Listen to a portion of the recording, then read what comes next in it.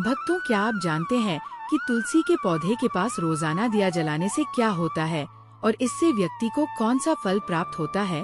भक्तों, हमारे सनातन धर्म में तुलसी के पौधे को एक विशेष स्थान प्राप्त है। भगवान विष्णु ने सबसे पहले तुलसी का पूजन किया था और श्री कृष्ण कहते हैं कि तुलसी से वैकुंठ में पवित्रता का वास होता है। ठीक वैसे ही जैसे देवी लक्ष्मी से वहाँ ऐश्वर्य की प्राप्ति होती है, जहाँ तुलसी का पौ होता है वहाँ नकारात्मक शक्तियाँ नहीं रह सकती है। यही कारण है कि हमारे घर में तुलसी का पौधा होना चाहिए ताकि हम अपने घर को शुद्ध और सकारात्मक बना सकेंगे। अब सवाल यह आता है कि तुलसी के पास दीपक जलाने से क्या लाभ है? इस सवाल का जवाब भगवान श्री कृष्ण ने देवी सत्यभामा को एक पुरानी कथा में दिया था।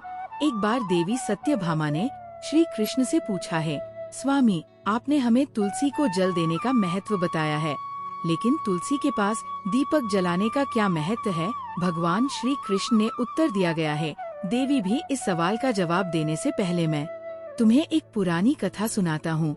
इसे सुनने से तुम्हारे सभी सवालों का उत्तर मिलेगा और तुम्हें दीपक जलाने के लाभ का ज्ञान भी मिलेगा। देवी सत्यभामा ने कहा है, प्रभु कृपया यह कथा सुनाई। फिर भगवान श्री कृष्ण ने कथा शुरू करते हुए कहा कि बहुत समय पहले दक्षिण दिशा में तुंगभद्रा नदी के किनारे हरिहरपुर नामक नगर बसा हुआ था। वहाँ एक ब्राह्मण रहते थे, हरि दीक्षित, और जो बहुत धर्मपरायण थे। उनकी पत्नी का नाम धारा था और उसके कर्म भी उसी नाम के अनुसार थे। वो हमेशा अपने पति का अपमान करती थी और उसे गवार कहकर बुलाती थी। बढ़ते हैं वीडियो में आगे, लेकिन उससे पहले भक्तों, अगर आप भी चाहते हैं कि लक्ष्मी माता का आशीर्वाद आप पर बना रहे तो इस वीडियो को एक लाइक करें और आपके अपने चैनल अद्भुत वास्तु ज्ञान को सब्सक्राइब कर ले और कमेंट बॉक्स में जय लक्ष्मी माता जरूर लिखें।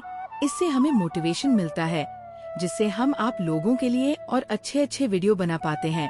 और साथ ही आप अपनी राशि को कमेंट बॉक्स में जरूर डाल दें, क्योंकि हम राशि से जुड़ा भाग्य भी बताते हैं और भाग में चल रही परेशानियों को तत्काल दूर करने के लिए आसान से आसान उपाय भी बताते हैं। इसलिए आप अपनी राशि कमेंट बॉक्स में जरूर डाल दें।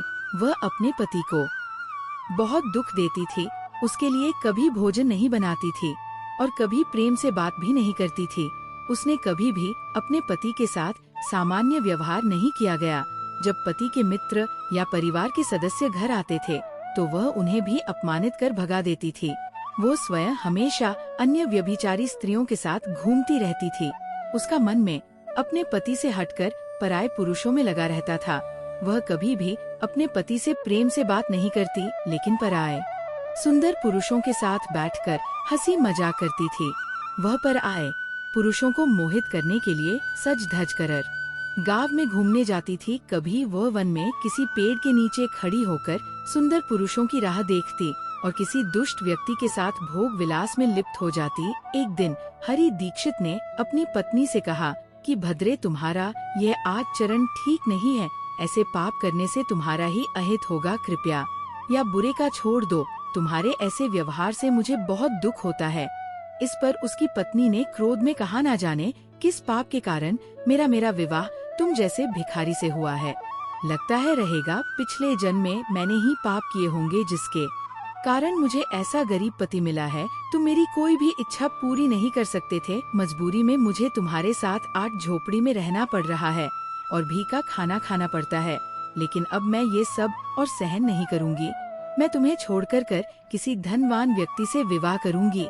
हरि दीक्षित ने उत्तर दिया गया है, प्रिय, ऐसा मत कहो। होगा अपने पति को छोड़ने का विचार मन से निकाल दो। जो स्त्री अपने पति को छोड़कर पराये पुरुष के पास जाती है, भावना अहित करती है और उसे नरक में जाना पड़ता है। उसकी पत्नी ने क्रोध में कहा, नरक में तो मैं जाना पड़ेगा, क्योंकि तुम कोई काम नहीं करते थे, भीख मांगते हो और मुझे भी मजबूरी में भी का खाना खिलाते हुए। जो पति अपनी पत्नी को सुख नहीं दे सकता था, वह भी नरक में जाता है। तुम्हारे साथ इस घर में रहना नरक से कम नहीं है। इससे अच्छा है कि मैं नारद में जाकर रहा होगा। इस प्रकार उस स्त्री ने हरि दीक्षित को कई कटु वचनों से अपमानित किया गया और उनका अनादर किया गया। फिर भगवान श्री कृष्ण कहते हैं, हे देवी, भी जो स्त्री अपने पति का अनादर करती है जो स्त्री अपने पति का अपमान करती है, उसके घर में हमेशा दुर्भाग्य आता है। पति को छोड़कर पराये पुरुष के पास जाने वाली स्त्री को नारद में दंड भोगना ही पड़ता है। अब आगे सुनी है उस दुराचारी नहीं स्त्री के साथ क्या हुआ। एक दिन वह स्तरीय वन में जाकर एक वृक्ष के नीचे खड़ी हो गई। उसका मन काम वासना से भरा हुआ था और वह किसी सुंदर पुरुष की प्रतीक्षा कर रही थी, लेकिन काफी समय बीतने के बाद भी वहाँ कोई नहीं आया। इससे वह बहुत दुखी हो गई और प्रियतम की खोज में इधर उधर देखने लगी। जब उसका सारा प्रयास विफल हो गया तो वो खड़ी होकर विलाप करने लगी। वो कहने लगी, हाय हाय, आज इस रास्ते से कोई भी सुंदर पुरुष नहीं आया। अब मैं अपनी कामना कैसे पूरी करूँगा? आज की रात कैसे कटेगी? कौन मेरे सुंदर शरीर का आनंद लेगा? मेरी जवानी और सुंदरता तो व्यर्थ जा रही है। कोई भी मुझे पाने की इच्छा क्यों नहीं कर रहा? अब मैं कहाँ जाऊँ होगा? कौन मुझे अब आएगा? कौन मेरे साथ भोग विलास करेगा? मेरा पति तो मूर्ख है, लेकिन अब ऐसा लगता है कि ये संसार भी मूर्ख पुरुषों से भरा हुआ है। कोई भी इतनी सुंदर स्त्री को पाने की कामना नहीं करता। मैं तो इतनी सुंदर हूँ कि देवता भी मुझे पाने की इच्छा करेंगे, लेकिन ये संसार पापी और तुच्छ पुरुषों से भरा है। मुझे ऐसी स्त्री की अनदेखी कर रहे हैं। हे भगवान, कृपया कोई सुंदर, बलवान और पराक्रमी पुरुष भेजी है। अगर वह मेरा भक्षण भी करेगा तो भी मैं प्रसन्न होकर उसका आलिंगन कर लूंगी। भगवान श्री कृष्ण कहते हैं, हे देवी भी इस प्रकार वो स्त्री जोर जोर से विलाप करने लगी। उसी जंगल में एक भयानक बाघ रहता था। उस पापिनी स्त्री की आवाज सुनकर वो जाग गया और उछाल कर उसे अपना शिकार बनाने के लिए उसकी ओर बढ़ा। उस बाघ का नाम ध्वंस था। ध्वंस का थरूर बहुत ही भयानक था। उसका शरीर काले और नारंगी धारियों से भरा था, जो जंगल की छाया में घुल मिल जाता था। उसकी लाल चमकती हुई आँखें अंगारों जैसी लगती थी और अंधेरे में भी डर पैदा करती थी। उसके जबड़े से लंबे तीक्ष्ण दांत बाहर निकले हुए थे, जो किसी भी जीव को चीरने के लिए पर्याप्त है। उसकी गहरी गर्जना पूरे जंगल में गूंज उठती थी, जिससे आसपास के जीव कांप जाते थे। ध्वंस की लंबी मजबूत पूंछ उसकी ताकत को दर्शाती थी। उसकी बलिष्ठ मांसपेशियां उसे जंगल में तेजी से दौड़ने और शिकागो एक ही झपट में खत्म करने की क्षमता देती थी। उसकी नाक से बार बार गर्म सांसें निकल रही थी, मानो वो हर पल पल अपने अगले शिकार की तलाश में हो। ध्वंस का एकमात्र उद्देश्य से उन पापी और दुराचारी लोगों का भक्षण करना था, जिन्हें नियति ने उसके सामने रखा था। उस स्त्री ने जब अपने सामने ध्वंस को खड़ा देखा तो उसके होश उड़ गए। उसका पूरा शरीर डर के मारे कांपने लगा और पसीने से भीग गया। वह कुछ समझ पाती उससे पहले ही ध्वंस ने अपने तेज पंजे से उसे घायल कर दिया और वह दर्द से चीखते हुए जमीन पर गिर पड़ी। घबराकर वह बोली, तू यहाँ क्यों आया है? मुझे क्यों मार रहा है? मैं तो बस अपने प्रियतम की खोज में थी। मुझे छोड़ दे। मेरा भक्षण करके तुझे क्या मिलेगा? उसकी बात सुनकर ध्वंस कुछ क्षण के लिए रुका, फिर ठहाका मारकर बोला, है पापिनी, आज विधाता ने तुझे मेरा भोजन बनाया है। जो लोग पापी होते हैं उन्हें भक्षण करना ही मेरा धर्म है। इसी से मुझे इस शरीर से मुक्ति मिलेगी। स्त्री ने रोते हुए कहा, लेकिन तुम आखिर हो कौन? सच सच बताओ कि तुम्हें ये राक्षसी शरीर क्यों मिला और तुम केवल पापिनी स्त्रियों का ही भक्षण क्यों करते हो? पहले मुझे सब कुछ बताओ, फिर चाहे तो मुझे खा लेना। ध्वंस ने गहरी सांस ली और बोला, ठीक है, सुनो मेरी कहानी, जिससे तुम्हें समझ आएगा कि मुझे ये श्राप क्यों मिला। बहुत समय पहले की बात है। दक्षिण देश में अमला नाम की एक पवित्र नदी बहती थी।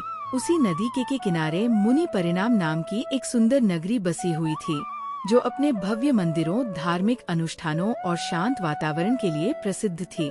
उसी नगरी में एक ब्राह्मण परिवार रहता था और मैं उसी परिवार में जन्मा था। मेरा नाम ब्रह्मानंद था।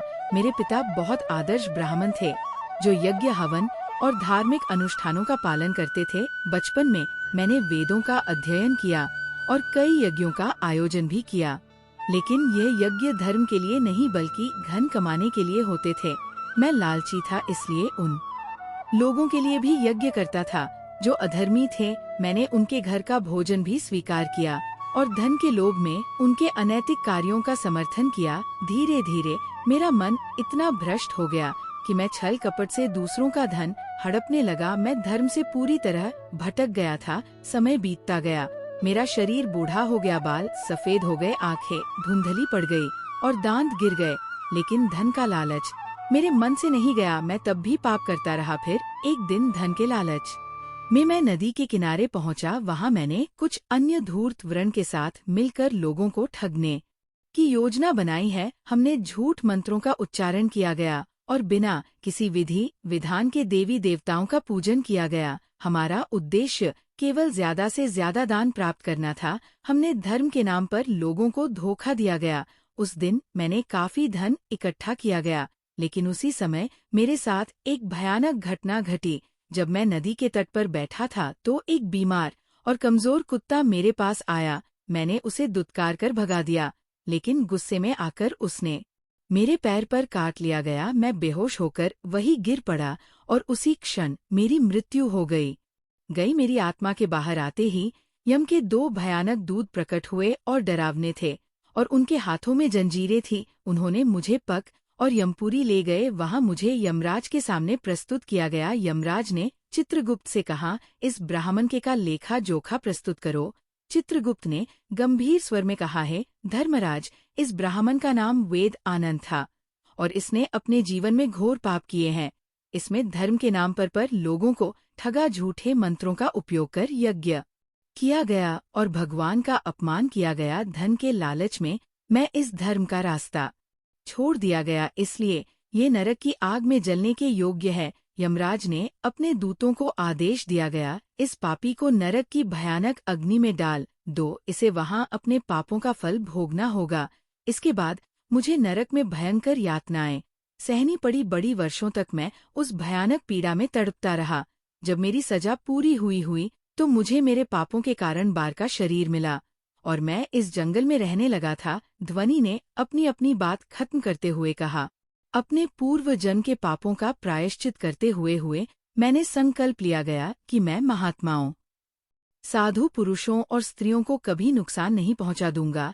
मैं केवल उन पार्टियों और दुराचारी स्त्रियों का भक्षण करता हूँ जिन्होंने धर्म के मार्ग पर चलकर दूसरों को दुख दिया है। मुझे विश्वास है कि ऐसा करने से मैं अपने पापों से मुक्त हो जाऊंगा और इस बाघ के शरीर से इसे मुक्ति पा लूंगा। श्री कृष्ण कहते हैं, हे देवी, भी इस प्रकार बात ने अपने पूर्व जन्म का वृतांत आया और उस स्त्री से कहा है, पापिनी, तेरे आचरण से स्पष्ट है कि एक दुराचारी स्त्री है। अपने पति को छोड़कर गर तू इस वन में पराए पुरुषों के संग भोग विलास के लिए आई है, इसलिए आज तू मेरा ग्रास बनेगी। इतना कहने के बाद ने अपने तीखे नाखूनों से उस पापिनी स्त्री को मारकर खा लिया और फिर वहां से चला गया। उस स्त्री की मृत्यु के बाद यम के 2 दूत वहां प्रकट हुए। उन्होंने उस पापिनी को उठाया और उसे यमपुरी में ले गए। वहां राज के सामने उसे खड़ा किया गया। चित्रगुप्त ने उस स्त्री के कर्मों का लेखा जोखा प्रस्तुत करते हुए कहा है, धर्मराज,